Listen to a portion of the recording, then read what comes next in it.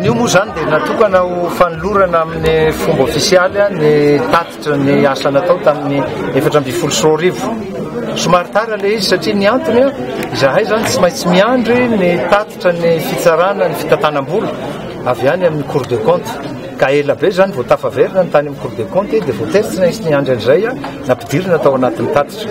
Raha jerenareo moa amin'ny fanolorana azy teo dia raha atao ny famitinana zany satria tapitra koa moa zany ny asako amin'ny mahatale général ny samifina satria 4 taona moa no faharetan'ny fitaom-piasana ray ka efa fitaom-piasana fanondrono zany zao dia tapitra amin'ny fahaenina amby 20 volana febroary zao ka dia nanao famitinana amin'ny ankapobeny zany ny asa rehetra vita dia teo amin'ny 7 sy 700 zany totalin'ireo fanambarana zavatra mampiaya voaray ny samifina na lay fantatsika amin'ny teny frantsay hoe déclaration d'opération suspecte na DOS. Tsy maintsy miangy amin'ireny mantsy zany no iasana. Tao anatin'ireo 7 sy 700 reo dia 370 zany no natolotra ny fitsarana. Reo zany no nahitana pirofony hoe nisy famitsim-bola tao anatiny. Nisy kosa zany reo izay natao hoe natao classement sans suite satria tsy voamarina ilay fiahiahiny.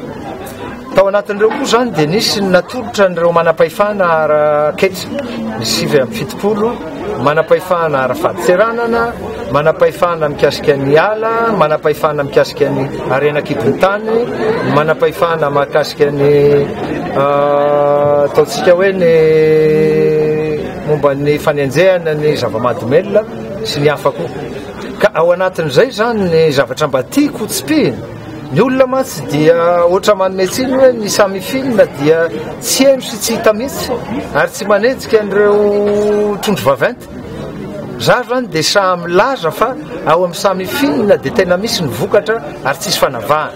Fa saingy fotsiny ny samifina dia tsy manam-pahefana anenjika sy hitsara ka hanagadra sy hanageja an'ireny zavatra hiverina fa fananana maloto reny.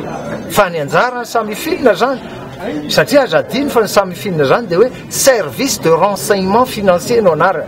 Zany hoe manadiady sy mandalina an'ireny atotam-baovao samihafa reny hitiliana sy hitrandrahana an'izay mety ho famitsim-bola na famatsim-bola ny fampiororona eto Madagasikara. Ka ao anatin'izay zany efa misy fombafomba sy paikady arahana amin'ny fomba fiasa. Manana koa zany zay fahefana afaka anageja an'ireny kaonty any amin'ny banky reny na ny fananana hafa. Fa saingy tsy lay fanagejana ara-pitsarana no andraikitray. Ka izay zany mba tsara ho avahana zay fahefana eo am-pelatana ny samifina zay. Hoentiko hanamafisana zany fa niady atao amin'ny famitsim-bola dia rafitra iray manontolo izy io.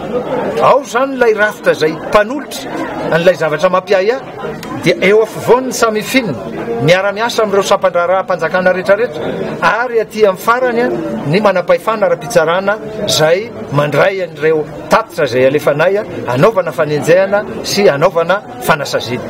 Ka anisan'ny fanasaziana lehibe ao anatin'ny ty rafitra iadina amin'ny famitsim-bola ty dia ny fanagejana an'ireo zay heverina hoe fananana maloto na ny fananana azo tamin'ny fandikan-dalàna. Zay zany ny tiako marina. Ka ny anjaranay zany dia mijanona eo amin'ny fanolorana n'ilay tatitra makany amin'ny manam-pahefana ara-pitsarana. Zay fanakanana any amin'ny fitsarana aloha dia tsy fantatro.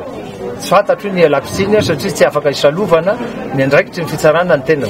Fa za kosa zany dia tsy miteny aminareo ampahabe maso fa nandritra ny tantanako tao amin'ny samifina. Filoham-pirenena anankitelo zay no nilalovako tsy mbola nisy nanao intervention tany amiko naindray mandeha ary.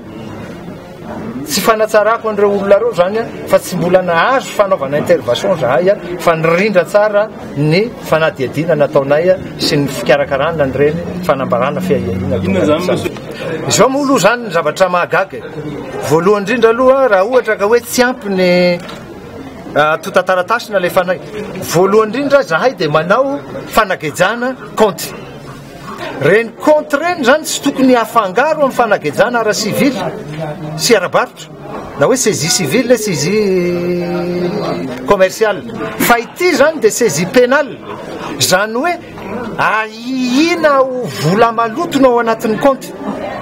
Ka maninona reny compte reny no avela ho vosotra nefa ny fitsarana mbola tsy miseho akory tsisy ifandraisany amina dossier tsy ara-dalàna akory na tsy feno zany zay zany a fanamariana anankiray atolotra anareo mpanao gazety dikan'izany zany a tsy mitombona zany ny ilazana ny hoe tsy ampy mety ho tantaratasy atolotray ka ilazana ny hoe avositray zay compte gezainy zay zany ray fa eo amin'ny fanadiadinan'ny atotantaratasy kosa zahay zany de fa nanolo-tanana ny hoe satria sarotra ny mandalina sy manao famitorana mahakasika ny resaka famitsim-bola satria azadiny fa ny olona mpamotsy vola de mampiasa teknika tena faran'izay raitra ka raha tsy olona manana n'lay atao hoe expertise de tsy mahatafavoaka ohatra fotsiny zao ataontsika hoe famakina bilan zay misy osokosoka isan-karazany ao anatiny ao raha tsy olona manana n'lay talenta anao an'izay zany a de mety hosahirana amin'ny famakinany hoe inona no osoka atao anatin'ity bilan